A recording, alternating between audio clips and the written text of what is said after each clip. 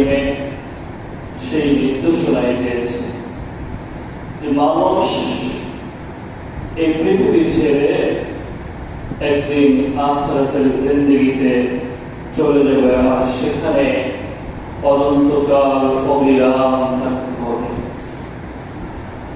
আমরা এই পৃথিবীতে আসছি অল্প সময়ের জন্য। এই পৃথিবীটা হচ্ছে আমাদের জন্য ক্ষণস্থায়ী একটা জায়গা। এখানে কি আমাদের থাকার জায়গা না। বুদ্ধিমান লোকেরা সব সময় আখিরাতের চিন্তাই করে, কারণ এই দুনিয়ার জগতের তুলনায় আখিরাতের জিন্দেগি কি উত্তম জিন্দেগি, আর সেখানে আমাদের সকলকে অনন্তকাল অবিরাম থাকতে হবে। আর এই দুনিয়ার জিন্দেগিতে যদি আমরা ভালো কাজ করে আল্লাহ পাক রব্বুল আলামিনের সন্তুষ্ট অর্জন করে এই দুনিয়া থেকে বিদায় নিতে পারি, তাহলে আল্লাহ পাক রব্বুল আলামিন আমাদেরকে আশা করা যায় তার বানানো জান্নাতের মধ্যে আমাদেরকে আল্লাহ পাক রব্বুল আলামিন নিয়ে নেবেন। এজন্য প্রত্যেকটা মুমিন মুসলমান, প্রত্যেকটা মানুষের একটাই চাওয়া পাওয়া থাকার উচিত, চাওয়া পাওয়া উচিত যে আল্লাহ এই জিন্দেগিতে তুমি আমাকে জীবনেই রাখো না কেন, আখিরাতের জিন্দেগির জন্য আল্লাহ তুমি আমাকে কবুল করে নাও। কিন্তু আমরা এই জিন্দেগিটা এত বেশি মায়ায় পড়ে যায়, এত বেশি মহাব্বতে পড়ে যায় যে আখিরাতের জিন্দেগিকে আমরা ভুলে যাই, সে আল্লাহকে আমরা ভুলে যাই, সে রাসূলের দেখানোর পথকে আমরা ভুলে যাই। এই জন্যই তো আমাদের বিপদ, এই জন্যই তো আমাদের বিপদ আসে যে আমরা দুনিয়ার মোহে পড়ে প্রকৃত আল্লাহ তাআলাকে আমরা ভুলে যাচ্ছি। এই জন্য আমার ভাই, আমার বন্ধু, সব সময় আখিরাতের চিন্তা করতে হবে, যেখানে আমাদের অনন্তকাল অবিরাম থাকতে হবে। আপনারা সম্ভবত অবগত আছেন যে খলিফা হারুনুর রশিদ তিনি বাদশাহ ছিলেন। তার একজন সন্তান 16 বছরের কিশোর ছিল। সেই সন্তান ছোটবেলা থেকে বিভিন্ন আলেম ওলামাদের দরবারে, বিভিন্ন আলেম ওলামাদের সান্নিধ্যে সে যাতায়াত করত। তো সে বুঝতে পারলো যে এই পৃথিবীটা আসলে এখানে থাকার জায়গা নয়, আর এই পৃথিবীর মায়ায় করে আমাদের কোনো লাভ নেই। তো সে দুনিয়ার জিন্দেগিতে একেবারে সামান্য নগণ্য ভাবে চলাফেরা শুরু করতে লাগলো। সে দুনিয়ার চাকচিক্যের মধ্যে ডুবে পড়ে যায় নাই, সে দুনিয়ার মায়ায় পড়ে যায় নাই, সে একেবারে সিম্পল, একেবারে সাধারণ মানুষের মতো চলাফেরা শুরু করতে লাগলো। এখন একদিন হঠাৎ তার সেই সন্তান মন্ত্রী পরিষদের তার সামনে গিয়েছে। মন্ত্রীরা দেখে, সেই সন্তানকে দেখে তারা বলতেছে যে সে এরকম অবস্থায় যদি চলাফেরা করে তাহলে আমাদেরও তো সমস্যা, আমাদের মান পূর্ণ হয়, এবং কি খলিফা হারুনুর রশিদের মান পূর্ণ হয়। একজন বাদশাহের সন্তান এত নগণ্য ভাবে চলাফেরা করলে সেটা তাদের প্র্যাকটিসে বাজে, সেই কথাই তারা বলে বোঝাচ্ছে। সেই কথা খলিফা হারুনুর রশিদের কানে চলে গেল। এখন খলিফা হারুনুর রশিদ বলতেছে, বাবা তুমি আমার এই মন্ত্রী পরিষদে এভাবে কেন আসছো? এটাতে তো আমার মান পূর্ণ হচ্ছে, আমার মন্ত্রীদের মান পূর্ণ হচ্ছে। তখন সেই সন্তান তৎক্ষণাৎ সেই মন্ত্রী পরিষদে একটা পাখি ছিল সাইডে বসা, সে তার সন্তান ওই পাখিটাকে উদ্দেশ্য করে বলতেছে, আল্লাহর শপথ করে বলছি, তোমার সৃষ্টিকর্তার শপথ করে বলছি, তুমি চলে আসো। তৎক্ষণাৎ সেই পাখিটা তার হাতের মধ্যে চলে আসছে। মন্ত্রী পরিষদের সবাই তাকিয়ে দেখছে যে কি ঘটতে চলেছে। আবার রশিদের সন্তান আবার পাখিটাকে নির্দেশ দিল, তুমি যেখানে ছিলা সেখানে চলে যাও। সঙ্গে সঙ্গে পাখিটা জায়গায় চলে গেল। এভাবে করে সময় দেখতেছে।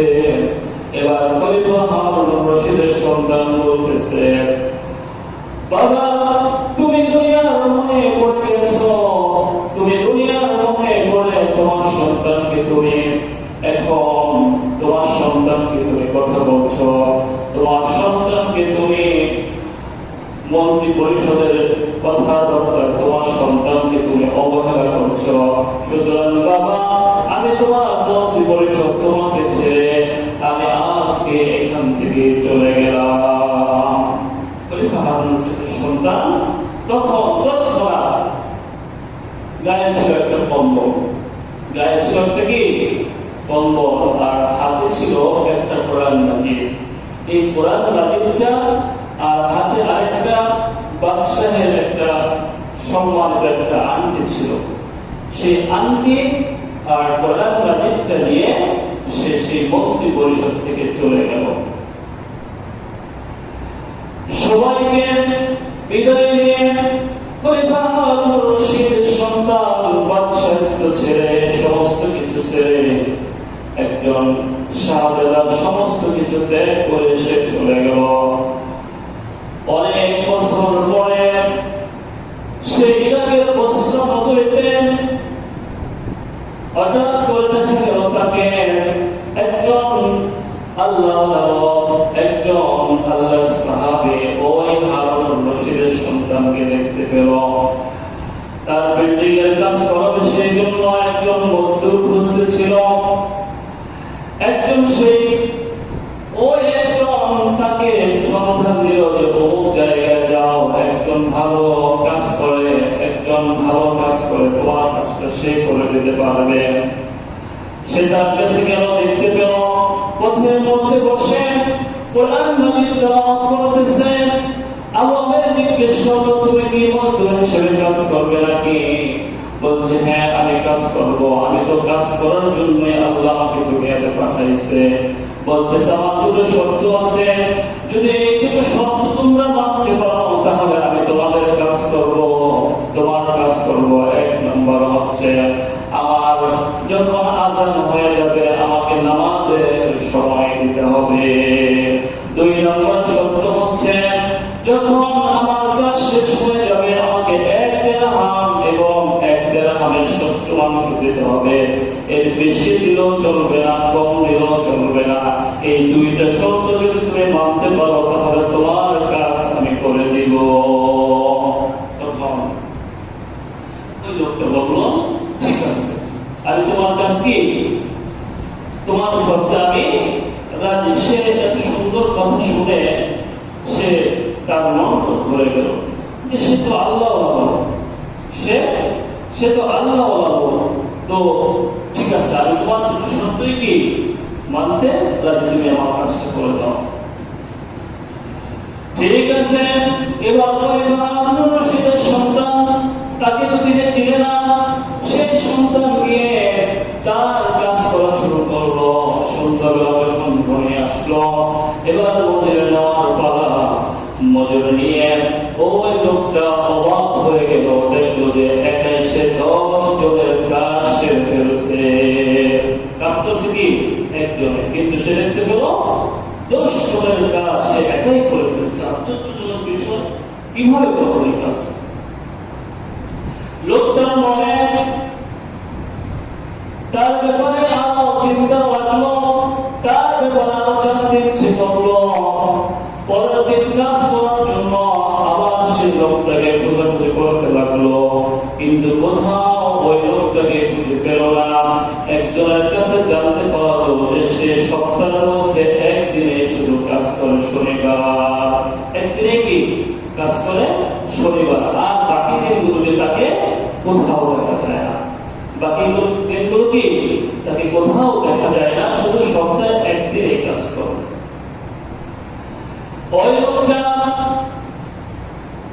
মা এক সপ্তাহ দেরি করলো। এরপরে যখন সেই জায়গা মতো আবার যেখানে তাকে পেয়েছিল সেই জায়গায় আবার গেল, গিয়ে দেখে আবার সে একই রকম কোরআন মাজিদ তেলাওয়াত করতেছে, বলতেছে তোমার জন্য অপেক্ষা করছি, তোমাকে আমি খুঁজছিলাম, আমার কাজ তো বাকি আছে, আমার কাজটা তুমি করে দাও।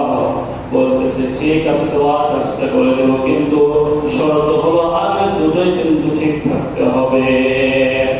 আগে শর্ত দুটো কি ঠিক থাকতে হবে। এক, নামাজের সময় আযান হলে আমাকে নামাজের সময় দিতে হবে। দুই, এক দিরহাম এবং এক দিরহামের ষষ্ঠ অংশ আমাকে দিতে হবে। বলছে ঠিক আছে তোমার কাজ, তোমার শর্ত আমি রাখি, চলো। এবার গিয়ে সে দেখতে পেল যে লোকটা কাজ করতেছে, তার বিল্ডিং এ মেরামত করতেছে। সে থাকতে দূর থেকে আড়াল থেকে তাকে দেখতেছে যে লোকটা যখন কাদা ওই বিল্ডিং এর উপরে দেয় আর এমনি এমনি ইটগুলো অটোমেটিক ভাবে সে কাদার উপরে উঠে যায়। সুবহানাল্লাহ। আল্লাহ একজন আল্লাহওয়ালা বান্দাকে আল্লাহ কুদরতি ভাবে কি সাহায্য করতেছে। ওই লোকটা তার বুঝতে বাকি রইল না যে এই লোকটা বড় আল্লাহওয়ালা লোক, যুবক লোক, আল্লাহওয়ালা লোক, এই লোককে তো মজুরি আরো বেশি দিতে হবে। সন্ধ্যাবেলা যখন কাজ শেষ হয়ে গেল, এবার লোকটার মজুরি দেওয়ার পালা। বলতেছে ভাই আমি তোমাকে যতটুকু তুমি মজুরি চাইছো তার থেকে আমি বেশি দিতে চাই, আমি তোমাকে 3 দিরহাম দিতে চাই। বলছেন না 3 দিরহাম আমার তো নেওয়ার দরকার নাই, আমার তোমার সঙ্গে যে কথা আমাকে সেই পরিমাণ অর্থ তুমি আমাকে দাও। ঠিক 1 দিরহাম এবং 1 দিরহামের ষষ্ঠ অংশ নিয়ে লোকটা কি চলে গেল। পরের দিন আবার খোঁজা করে শুরু করতে লাগলো লোকটাকে, কোথায় পাওয়া যায় না, অনেকদিন হয়ে গেল কোথায় পাওয়া যায় না, কোথাও পাওয়া যায় না। একজন মানুষ থেকে সে জানতে পারলো ওই লোকটা, মজদুর লোকটা জঙ্গলের মধ্যে অসুস্থ হয়ে পড়ে আছে। এবার ওই লোকটা যিনি ঘরের মালিক, যিনি কাজ করাইছেন, সেই লোকটা এবার তার সন্ধানে ওই জঙ্গলে, তার সন্ধানে ওই জায়গায় চলে গিয়েছে। গিয়ে বলতেছে, সে গিয়ে বলতেছে তোমাকে আমি খুঁজছি, তোমার সমস্যা কি? অসুস্থ। সে অসুস্থ হয়েছিল। বলছে আমি অসুস্থ, আমি যাওয়ার মতন আমার শক্তি নাই, আমার বোধহয় দুনিয়া থেকে বিদায় হওয়ার সময় হয়ে গেছে, বিদায় হওয়ার সময় হয়ে গেছে। বলছে আমি তোমাকে কিছু কথা বলবো, তোমার সঙ্গে আমি কিছু কথা বলবো, তুমি বসো। ওই লোকটা আগেই তো বুঝতে পেরেছিল সে আল্লাহওয়ালা লোক। সে সঙ্গে সঙ্গে তার মাথাটা খুলে নিয়ে উঠেছেন। খুলে উঠানোর পরে বলতেছে আমি আমার বোধহয় দুনিয়া থেকে যাওয়ার সময় হয়ে গেছে। আমি যখন দুনিয়া থেকে চলে যাব, আমার পরনের যে জামাটা দেখো, এই জামাটা দিয়ে তুমি আমার দাফন করে দিও। এই জামাটা দিয়ে কি তুমি আমার দাফন করে দিও। বলতেছে না আমি তোমাকে নতুন জামা কিনে দেব, নতুন দাফনের কাপড় কিনে দেবো, সেটা দিয়ে তোমাকে আমি দাফন করবো। বলছে না নতুন জামা কাপড় তো দুনিয়ার মানুষের জন্য, যারা জীবিত তাদের জন্য। আমি তো মৃত্যু হয়ে যাব, আমি তো মরে যাব, আমার নতুন পোশাকের দরকার নাই, নতুন কাপড়ের দরকার নাই। আমাকে তুমি আমার শরীরের সেই পুরান জামা দিয়ে আমাকে তুমি দাফন করে দিও, আমার নতুন কাপড়ের দরকার নেই। সে তার পুরান যে জামা ছিল সেটা দিয়ে কি আমাকে দাফন করে দিও। এবার বলতেছে তোমার কিছুক্ষণ চুপ ছিল লোকটা, খলিফা হারুন রশিদের সন্তানটা কিছুক্ষণ চুপ ছিল। এবার চুপ থেকে আবার সে কথা বলতে শুরু করলো। বলছে আমি তোমাকে এই দুটো জিনিস আমি তোমাকে দিচ্ছি, এই দুটো জিনিস স্বয়ং খলিফা হারুন রশিদের কাছে তুমি পৌঁছে দিবা। এক হচ্ছে একটা কোরআন মাজিদ ছিল, সেই কোরআন মাজিদটা তার কাছে দিল, আর তার হাতের বলতেছে এই দুটো জিনিস তুমি খলিফা হারুনুর রশিদের কাছে দিয়ে দিবা। আর সন্তান দেখে সন্তান তার পিতাকে কি উপদেশ দিচ্ছে যে খলিফা হারুনুর রশিদকে বলবা সে যেন দুনিয়ার মোহে পড়ে মৃত্যুবরণ না করে। কি বলছেন? দুনিয়ার মোহে পড়ে সে যেন মৃত্যুবরণ না করেন, বরং সে যেন আল্লাহ ধ্যান করে আল্লাহ প্রিয় হয়ে যেন মৃত্যুবরণ করে। এখান থেকে শিক্ষণীয় বিষয় হচ্ছে সন্তানগুলোকে ইসলামী শিক্ষায় শিক্ষা দিতে হবে। যদি একটা সন্তান কোনো পিতামাতা রেখে যায় তাহলে ওই সন্তান পিতামাতার জন্য দোয়া করে, আত্মীয় স্বজনের জন্য দোয়া করে। সন্তানগুলো আল্লাহর কাছে দোয়া করে পিতামাতার জন্য, আত্মীয় স্বজনের জন্য। এই জন্য মুত্তাকিন বান্দা-বান্দির উচিত, সকল মুমিন বান্দা-বান্দির উচিত নেক সন্তান দুনিয়াতে রেখে যাওয়া। এখানে শিক্ষণীয় বিষয় হচ্ছে নেক সন্তান যদি দুনিয়ার বুকে রাখতে পারেন, মৃত্যুর পরে কিয়ামত পর্যন্ত আল্লাহ পাক রব্বুল আলামিনের কাছে ওই নেক সন্তানের দোয়া আপনার কাছে পৌঁছে যাবে। সুতরাং দুনিয়াতে আউল ফাউল 10টা 20টা পোলাপান না হয় একটা নেক সন্তান কি যথেষ্ট। এই জন্য সন্তানগুলোকে কোরআন হাদিস শিক্ষা দিতে হবে, সন্তানগুলোকে ইসলামী শিক্ষায় শিক্ষা দিতে হবে। এবার কি বলছেন যে খলিফা হারুনুর রশিদকে বলবা সে যেন দুনিয়ার মোহে না পড়ে মৃত্যুবরণ করে, সে যেন আল্লাহ ওয়ালা হয়ে মৃত্যুর মুখে যায়, মৃত্যুবরণ করে। সেখানে সে এই কথা বলার পরে কি সঙ্গে সঙ্গে লোকটা মৃত্যুবরণ করেছে। তো আবু আমের বুঝতে বাকি ছিল না যে এই লোকটা খলিফা স্বয়ং হারুনুর রশিদের কি সন্তান, বুঝতে কি বাকি ছিল না। সে বাগদাদের দিকে রওনা হলো। সে যখন অনেকক্ষণ প্রাসাদের বাইরে অপেক্ষা করার পরে দেখতে পেল যে তার দলবল নিয়ে সৈন্য সমর্থন নিয়ে সে বের হচ্ছে। এবার আবু আমের চিৎকার মেরে বলতেছে যে খলিফা হারুনুর রশিদ, আল্লাহ রাসূল সাল্লাল্লাহু আলাইহি ওয়াসাল্লামের দোহাই দিয়ে বলছি আপনার সঙ্গে আমার বিশেষ কথা আছে। তো এই শব্দ খলিফা হারুনুর রশিদের কানে পৌঁছে গেছে। সে তার গাড়ি বহর থামিয়েছে। সে এবার গেল আবু আমের তার কাছে গেল। এবার কোরআন মাজিদটা এবার প্রাণটিটা তার কাছে কি তুলে দিল আর বলতেছে ইরাকে বসরা নগরীতে একজন সন্তান, যুবক শ্রেণীর সন্তান আপনার কাছে এগুলো দিয়েছে আর বলছে আপনার জন্য দুনিয়ার মুখে পড়ে মৃত্যুবরণ না করেন। তখন বাপ তার সন্তানকে যখন এই কথা বলেছে তখন চোখের পানি অটোমেটিক ভাবে চলে আসে। আর তার বুঝতেও কি দেরি হয় না যে এটা আমাদের সন্তান, কারণ কোরআন মাজিদ একটা আংটি সেটাই তো প্রমাণ করে দেয় যে এটা আমার সন্তান বলে যাচ্ছে। তখন সৈন্যদল যখন সে তো কাজের মধ্যে বেরিয়েছে, বলতেছে মেহমানকে ঘরে নিয়ে যাও, অন্যদেরকে বলছে মেহমানকে ঘরে নিয়ে যাও, আমি আসা পর্যন্ত সে যেন এখানে থাকে আর আমি আসার সঙ্গে সঙ্গে আমার সাথে যেন সাক্ষাতের ব্যবস্থা করে দাও। তখন বাইরে থেকে সে আবার ফিরে এসেছে। ফিরে আসার পরে এবার খলিফা হারুনুর রশিদ স্বয়ং সে তার আবু আমেরকে তার পাশে বসিয়েছে। এবার জিজ্ঞেস করতেছে তুমি ওই লোকটাকে কি চিনো, যে লোকটা কে ছিল? বলতেছে হ্যাঁ, আমার ধারণা হয়েছে যে সেটা আপনারই কি সন্তান। বলতেছে আমার সন্তান মৃত্যুবরণ করেছে কিভাবে? বলছে সে তো মজদুরি কাজ করতো, সে কাজ করতো। বলছে তুমিও কি কাজ করাইছো? বলছে হ্যাঁ, আমিও কাজ করাইছি। আমি তো আর জানতাম না যে সে আপনার সন্তান।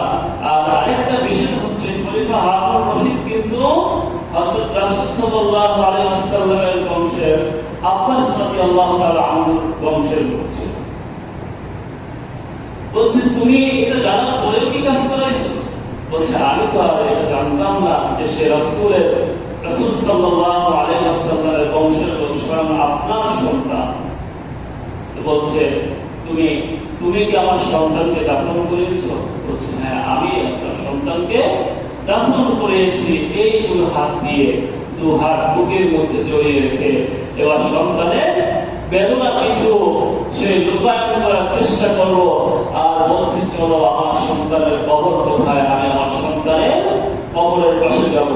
এবার সেই লোকটা খলিফা হারুন রশিদকে নিয়ে সন্তানের কবরের কাছে চলে গেল। সেখানে গিয়ে ওজিফা পাঠ করলো সন্তানের জন্য এবং চিন্তা করলো যে এই সন্তান দুনিয়ার মধ্যে আমার সবচেয়ে মূল্যবান সন্তান ছিল, আমার সবচেয়ে মূল্যবান সন্তান ছিল পৃথিবীর মধ্যে। আমার এই সন্তান আমার কলিজার টুকরা সন্তান, সে আল্লাহ ছিল, বুঝতে আর বাকি রইল না। এই জন্য এই ঘটনা থেকে আমাদের বোঝা উচিত যে এমন সন্তান আমাদের মধ্যে বানানো উচিত যে সন্তান মৃত্যুর পরে মা বাবার জন্য দোয়া করবে, তাদের জন্য দোয়া করবে, নারীদের জন্য দোয়া করবে, আত্মীয় স্বজনের জন্য দোয়া করবে। আর এমন সন্তান যেন দুনিয়াতে রেখে না যায় যে সন্তান মানুষকে ক্ষতি করবে, সেই অভিশাপ তার পিতা মাতার ঘাড়ে যাবে, তার অভিশাপ তার আত্মীয় স্বজন গ্রহণ করবে। এমন সন্তান যেন দুনিয়াতে আমরা না বানাই, এদিকে আমাদের খেয়াল রাখতে হবে। এই জন্যই তো যে বারবার বলা হয়েছে সন্তানকে কোরআন শিক্ষা দিন, সন্তানকে হাদিস শিক্ষা দিন, সন্তানকে ইসলামী শিক্ষা শিক্ষিত করুন। আজকে দেখেন পৃথিবীর বুকে কি একটা অবস্থা হয়েছে, আমাদের সন্তানগুলো এমন কোন গুনাহগারে যে জড়াচ্ছে না, আমাদের সন্তানগুলো নষ্ট হয়ে যাচ্ছে। আমরা মুসলমান, আমাদের সন্তানগুলো বিপদে চলে যাচ্ছে, আমাদের সন্তানগুলো পথভ্রষ্ট হয়ে যাচ্ছে। কেন? এটা আমাদের দোষই বেশি, কারণ আমরা আমাদের সন্তানগুলোকে সঠিকভাবে গাইডলাইন দিতে পারছি না। এই জন্য প্রত্যেকটা পিতামাতার উচিত তার সন্তানকে, তার আত্মীয় স্বজন, তার নায়রাতকুন যারা আছে সকলকে কি আল্লাহর সাথে, আল্লাহ রাসূল সাল্লাল্লাহু আলাইহি ওয়াসাল্লামের সাথে পরিচয় করে দেওয়া এবং ইসলামিক মতে তাদের জীবন পরিচালনা করার জন্য যা যা করণীয় সেটা করা। আল্লাহ পাক রব্বুল আলামিন আমাদের সকলকে আল্লাহর দ্বীনের পথে, আল্লাহ তাআলার পথে, আল্লাহ রাসূলের আনুগত্য করার মতন, চলার মতন তৌফিক দান করুন। সকলে আমিন। ওয়া আখিরু দাওয়ানা আলহামদুলিল্লাহি।